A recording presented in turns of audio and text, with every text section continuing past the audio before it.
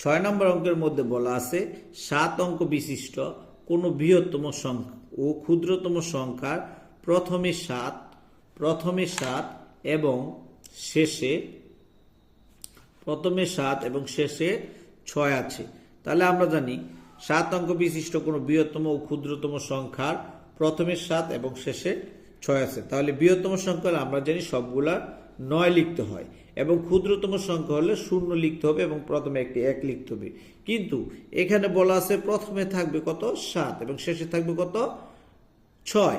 তাহলে আমরা যদি লিখি প্রথম বৃহত্তম সংখ্যাটি বৃহত্তম, তাহলে আমরা অঙ্ক লিখব কয়টি 7টি। অঙ্ক লিখব কয়টি 7টি।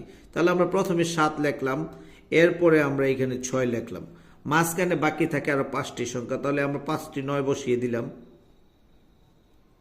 তাহলে অঙ্ক হলো কয়টি 7টি। 1 2 3 4 5 6 7।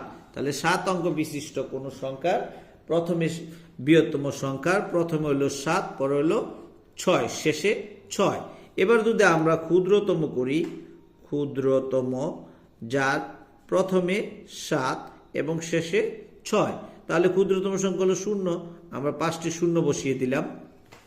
করব অনুশীলনী 1.1 এর 7 নম্বর অঙ্ক। এখানে বলা আছে 7 3 4 5 5 এর অঙ্কগুলোকে, এখানে 5টি অঙ্ক আছে, বিপরীতভাবে সাজালে যে সংখ্যা হয় তা কথায় প্রকাশ করো। তাহলে আমরা প্রথম 7 3 4 5 5 কে বিপরীতভাবে সাজালে যে সংখ্যাটি পাই, তাহলে এখানে 5 5 4 3 7।